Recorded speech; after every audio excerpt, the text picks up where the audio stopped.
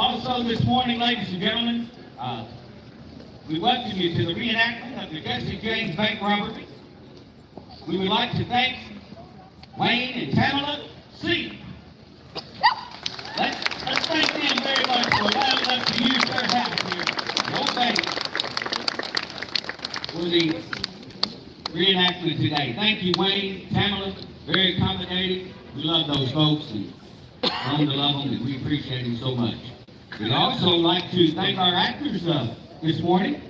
We will thank Dave Hawkins, who plays the part of Nimrod Long. Logan Fugit, he plays the part of Hugh Barkley. Steve Blick plays the part of MC Owens. Bobby Hunt plays the part of the outlaw Jesse James. And of course, there wouldn't have been a bank robbery without the famous James Gang. Kenny Thomas, Will Gregory, Emerson Poteet, Wesley Blick. Our crowd shooters today would be Annika Fuller, Tasha Hunt, Houston Hunt, Steve Haley, and Jared Holloway. Let's give these actors a big round of applause. We appreciate them volunteering their time.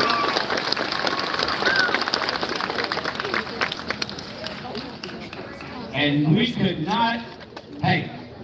not have this event to be announced to all of you without a good sound man. He's been with this thing for years. Let's give him a big applause. Barry Atwood from Atwood House.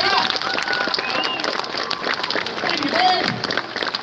He's always behind the scenes. We appreciate Barry so much. He does a great job providing our music prelude up to the robbery. And again, good morning. Welcome to Russellville, Kentucky, the county seat of the great and beautiful Logan County. 156 years ago, between high noon and 2 o'clock in the afternoon, 5 desperate men, who were later to become internationally known as members of the notorious James Gang, robbed the Nimrod Long Banking Company of $14,000. The value of the dollar at the time made this sum of money comparable to over $200,000 in our age. Return with us now to that cool spring day in 1868. It is March 20th, just after 12 o'clock.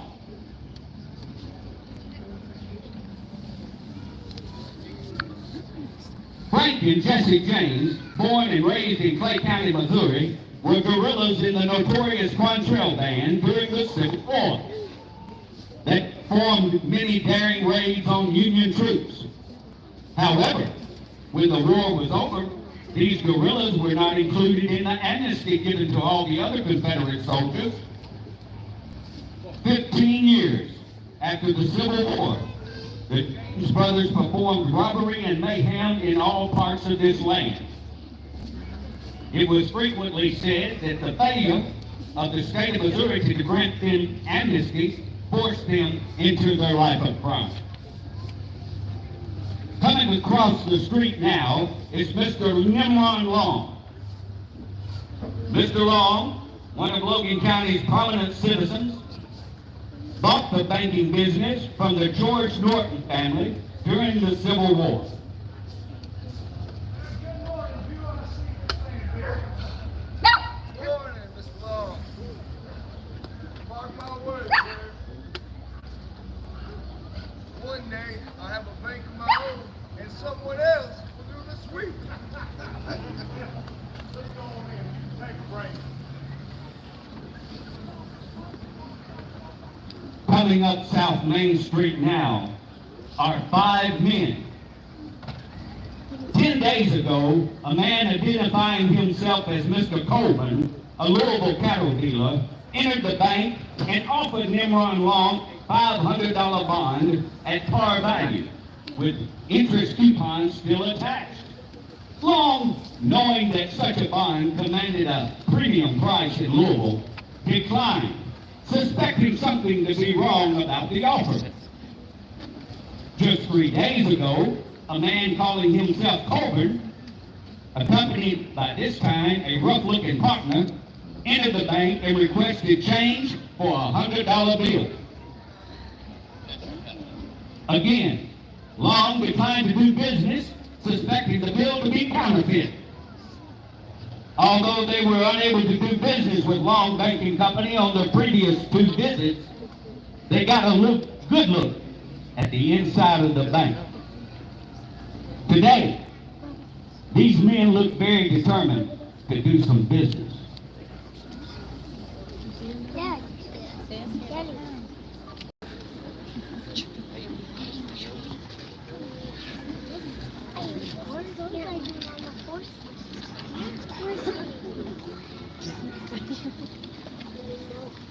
Mr. M.C. Owens.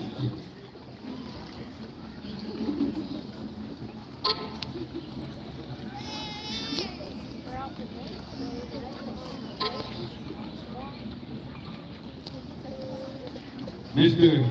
M.C. Owens is making his way to his house that is adjacent to the bank. Mr. Owens is a merchant here in Russellville, and he resides in this building.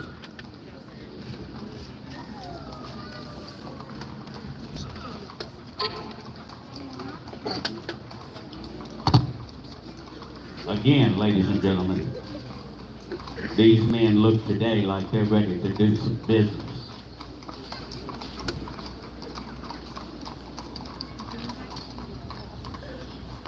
Very beautiful and capable horses.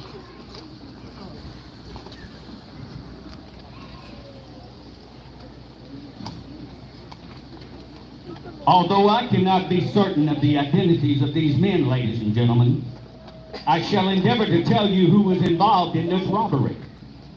The 3 men that you saw entering the bank are probably Cole Younger, Frank James, and George Shepard. The man with the horses is probably Jim Younger. The man standing at the door just may be Jesse James himself. Inside the bank, Younger, James, and Shepard are confronting Nimrod Long. Mr. Long, Younger is saying, can you oblige me by changing this $50 bill? Long feels the texture of the bill and replies, this bill looks to be counterfeit, Mr. Younger. At this point, Cole Younger draws his Colt pistol and puts the muzzle to Nimrod Long's head and demands that he surrender. Instead, Nimrod Long leaps for the door directly behind, which leads to the rear of the bank. So astonished is Younger that he does not fire. In Missouri, a man does not move when menaced by a cocked 6-shooter. Someone's been shot. Long, coming out of the bank, has been slightly wounded and struggling with Jesse James, who finally pistol whips him and falls to the ground. James turns to gather the loot. With his accomplices, they're inside cleaning out the cash drawers. They're being cleaned of $9,000 from the safe and an additional $5,000 in gold and silver coins and stuffed into the Missouri wheat sack. Come on.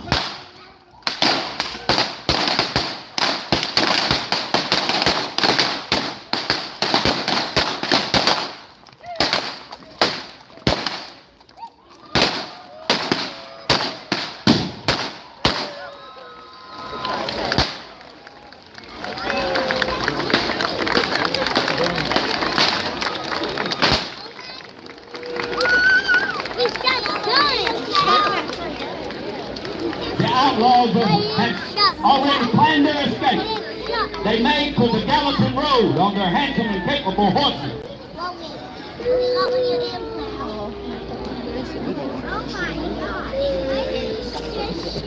Everybody there trying to get a posse for them.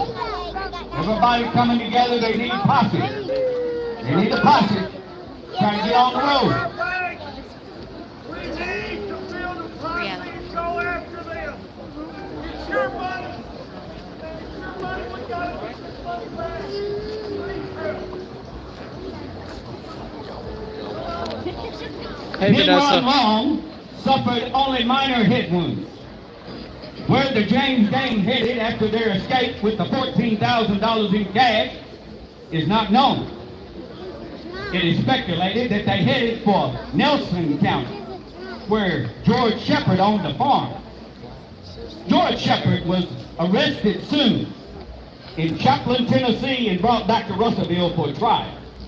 He was sentenced to 3 years in the state penitentiary. Jim Younger eventually died of tuberculosis while serving a prison term.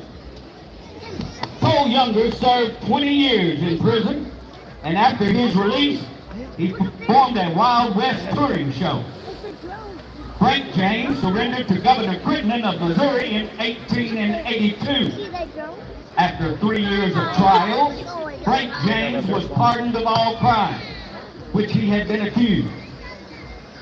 Jesse James' death is perhaps the most well-known of any outlaw in history. Robert Ford, a man accepted as a friend and fellow criminal of Jesse James, shot him in the head, in the back of the head, while he was unarmed. He shot him on April 3rd, 1882.